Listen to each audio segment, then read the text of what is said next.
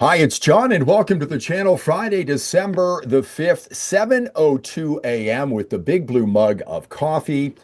Great to have you along today, and great timing here. Just finished putting a video up on this topic. I got a text message from Mitch Sylvestre, as you see him on the screen there, CEO of the Alberta Prosperity Project. I think you put, "Away we go, Mitch." Wow, this is quite the situation we've Shock. got here. Bill 14.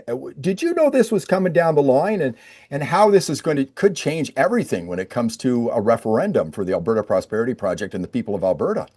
Well, as far as we're concerned, it's going to be a referendum. Yeah. I got the news yesterday afternoon at 4:45. A reporter phoned me and asked me if I knew anything about Bill 14. I had no idea. And then Yeah. all of a sudden, we're finding out that they're going to circumvent the court process. They're going to give us the ability to run our question and actually have a vote on it. Am I right? Jeff's in court today regarding Jeff, this. Jeff's in Isn't court. Yeah. Jeff Rath is in court today. So let me just explain this to people who don't know. Bill 14, introduced Thursday by Justice Minister Mickey Amery, transfers powers from the Chief Electoral Officer to the minister when deciding whether citizen petition initiatives should proceed. So what could happen here, from what I understand, is that if this bill passes, then this court case would be completely wiped out. Yeah. Your initiative, I think the process would end for the Alberta Prosperity Project. You'd have another 30 days to reapply for this, and it would be up to the Justice Minister to decide whether this goes forward, just like that. Just That's like that. And it says 30 days to do that, but since we're already in the queue, we're working on the fact that, we're already in the queue, so we should have a chance to run our question without a new application. Yeah. So Jeff said in the article from the CBC, he said that he believes the province is interfering in the current court case. And quote, "I think they're afraid we're going to win and we're going to get a court saying that what we're doing is perfectly fine and constitutional."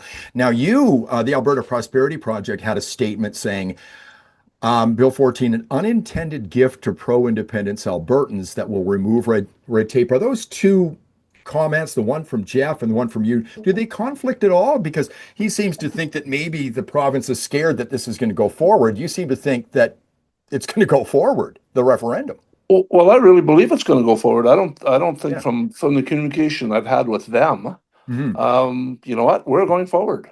I just think that this is really something that is going to actually happen at this point, and I think that the AGM might have had a bit to do with that. And and the fact that we had such a strong showing at the AGM, and maybe government understands that it'd be better to deal with this than not to deal with this. Hmm. And you know what, from our perspective, I think that we're very pleased because I mean the ultimate goal is to have the vote, to collect the signatures and have the vote. So I mean, as far as we're concerned, we've achieved a major goal. And now away we go. Albertans are going to have a chance to have their say about what's going on. And you know what? We're really excited about it. If and my question to government last night is, okay, where's the hook? Yeah. Like, Well, maybe that's what like, Jeff's thinking with his comment, perhaps. Eh? yeah, like what's the problem? Where's the potholes? And apparently their reply to me is, quote, "There's no potholes." Well, So yeah, so we're going to Mickey, see. yeah, Mickey Amer yesterday didn't show his cards at all on what side he's on. He's trying to play it neutral here. You said that the Oh, AGM last week may have had a play in this. I mean, I watched it from here. I saw Jeff get up. He stole the show last week. well, I mean, yeah, no, and absolutely, and that was something that we had discussed before the event because yeah. that was a direct consequence of what they did to us what they did to themselves by not wanting to have the discussion on the floor of the AGM. So we thought that collectively, and Jeff started it, no question, Mm. collectively that we thought we would ask the people if they supported Alberta independence on the floor of the AGM when caucus was on the stage. And you know what? I think we sent a message to everybody, including them, that this is real. I really believe that they think this is premature, and that it may be to everybody's benefit to have this vote now. And if we don't have the support, get it out of the road for 5 years. But however, you know what? I believe we do have the support, and I really believe that we can win this.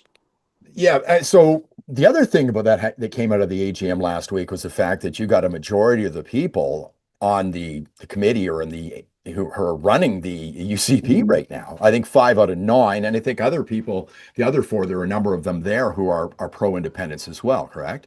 Yeah, Yeah. and you know what? The whole idea with the AGM is to get our people used to participating in a democracy, and I mean the fact that we ended up here, 3 or 4 days after the actual AGM, and after people standing up for themselves and saying, well, you know what? Maybe we want to have a look at this. Maybe you know what? Maybe we're going to change paths, and you know what? I think that dealing with Ottawa seems to be impossible. Mhm. Well, it doesn't seem to be impossible. It is impossible. I mean, look at what's come down. This memorandum is an absolute disaster. It's an Yeah. absolute disaster. So there's no way that we can accept that as Albertans. It's going to stick a fork in the heart of Alberta, period. Do you think Premier Smith thought that this memorandum of understanding would sort of soften the independence movement a little bit? And let me ask you this: do you think it's actually hardened the independent movement, for the lack of a better term? I honestly think they thought that was going to work. And Hmm. I honestly think having conversation with people there, after the event and after the reception they got on Friday night, it was actually at our reception. The comment from them was, "I guess a pipeline's not going to do it." And my reply was, "I've been telling you that for a year. Hmm. There's way more at stake here. The social issues, everything that's being involved with the censorship, with all the freedoms being taken away, the fact that Alberta's running deficits every year when we should be running surpluses, and with the memorandum, they've come out with a six-fold increase in carbon tax." Yeah. I was explained the other day how that works. Do you have any idea how that works? Well, I know they were getting rid of the emissions cap, but they're going to add an additional carbon tax, which again, you said is 6 times what it is before. I don't know. I mean, I think they're just taking one and replacing it with another. So we're no better off ahead here in Alberta for it because other countries don't have this. So explain it. But so what I'm understanding from this is that right now we pay $95 a ton, but Yeah. by the time you shake it down to you take the credits out of it, we're paying about 32 or $34 a ton. From this is what I understand. So if we're paying 32 or $34 a ton, all that money goes to the provincial government, all of it. All of it. Yes, so $3.1 billion or so goes to our government, and the government uses it in their budget. The New Deal, and this is hinging everything, says the actual carbon tax is going to go to minimum $125 a ton. Hmm. So it's and including the credits. So it's going to be like a six-fold increase. However, if the province refuses to do it, then they lose the revenue from the new part and the old part. So they actually get no revenue. So the government is actually blackmailing us. The federal government is actually blackmailing us. But what's going to happen with a six-fold increase in carbon tax is the price of everything is going to go sky high. Yeah, absolutely. Yeah. As So, Stephen Harper said years ago, carbon tax isn't about doing something for the environment. It's about raising funds for the government. That's what, yeah, and and the other thing on top of this, Mitch, is we've got this carbon sequestration thing, which will be the biggest carbon sucking thing in the world. It's going to cost between 10 and $20 billion, which seems insane. So that's the other thing on top of that. Now, when you heard about this yesterday, the story that I'm reading here on the screen from the CBC and the story I ran in my video earlier this morning didn't say when there'd be a vote on this, because certainly Bill 14 has to pass. I would assume that it will, with the majority being United Conservative Party in the legislature. Any idea when this might move forward? How soon? well, they put the Bill of Rights through in 2 weeks. So, I mean, I would suggest that they're going to pass this before Christmas. Really? Yeah. So if they pass this before Christmas, then we're going to be flat out running, collecting signatures here in January. So you're that sure of that Mickey Amory will say, go ahead and start your petition signing process right after. Well, I have information that leads me to believe that that's the case. Wow. And this just came out of the blue for you as well, because I didn't, I Oh, woke up this morning at 2 o'clock this morning and started reading the article. And went, wow, this is incredible. But I did see some people posting online already. They're labeling Danielle Smith and the UCP definitely the party of independence right now. And do you think that they are as well? There's a large percentage who are. Well, I think so. I Yeah. mean, all the people, a lot of people I talk to are all conservatives. Everybody in Alberta Prosperity Project's a conservative, and there's a lot of us that are members of the UCP. And I mean, we've got a base of 250,000 people, so we're a large part of the conservative movement in Alberta, no matter how you slice it, whether they belong to the independence parties or the UCP. And I think on something like this, I think the conservatives can go together and vote together and get things done. And the thing about this, and I said a few times over the last couple of weeks, Danielle Smith has got to get this behind her. She has Yeah, to. She's got yeah, to get it no. behind her sooner before later, right? There's no question, and I think that's the goal here. I Mhm. think that's the goal here. I think they're going to say, "Okay, well, you know what? You guys are making a lot of noise. You think you've got the support? Well, let's see if you've got the support. And if you have the support, then you know what? Then we're going to deal with that. When it happens. I've heard some people saying they'd like to see a vote on this spring, some saying summer. I think a little bit more time to organize would be better. You're the Oh, CEO me of the too. APP. When would you like to see it happen? The If vote. I had to If choose, you could choose a date, when would you like to see it happen? fall of next year. Okay. Yeah. So, probably 10 months away from right now, maybe September, October. Is that what you're thinking? Yeah, yeah, I Okay. would think. Now, let's, here we are, Mitch.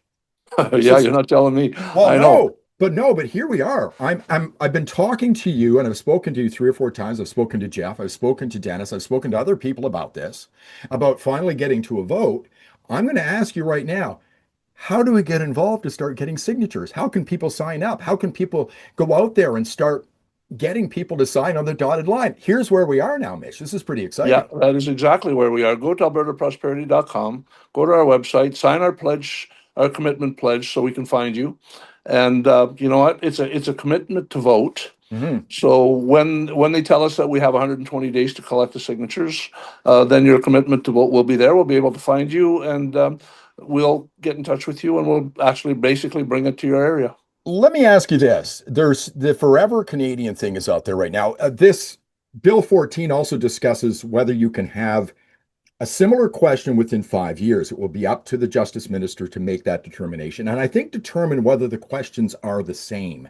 And right now, you can't have a question that's the same or similar within 5 years. Of course, the Forever Canadian question is, do you want to remain in Alberta, where we're asking people, do you want to leave Canada?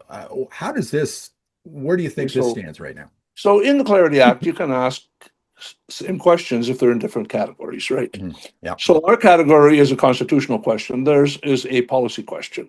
Those questions are not at all related. As far as we're personally concerned, those are two different animals.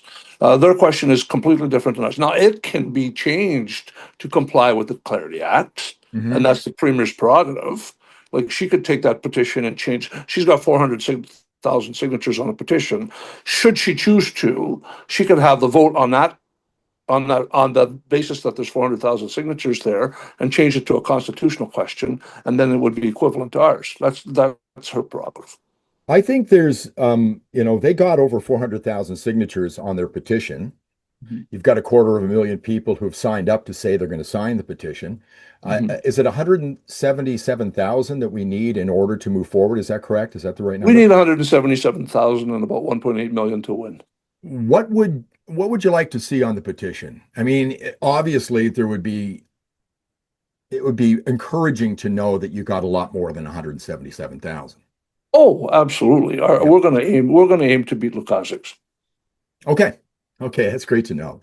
Well, thank you for getting in touch with me this morning. Uh, I said in my video this morning, I'm up very early, as you know. I sent a text message out to Jeff. I hope he didn't have his phone with notifications on at 4 o'clock this morning because I'd like to talk to him after the court case. Then I thought I'm going That's to get in touch with Mitch a little later on this morning after 7, but you got in touch with me just after 6. I appreciate it. And it's so exciting. So go to the Alberta Prosperity Project, albertaprosperityproject.com, and you can get information on how you can help out with the petition signing. We're moving closer to that, one step closer day by day. It's so exciting, Mitch. Thanks so much for being with me today. I appreciate it. Thanks, John. Take care. Mitch Sylvestre, CEO of the Alberta Prosperity Project. Thanks for watching. If you like the video, give it a thumbs up, subscribe to the channel, ring the bell for notifications. I'll see you in the next one. You just hit stop here.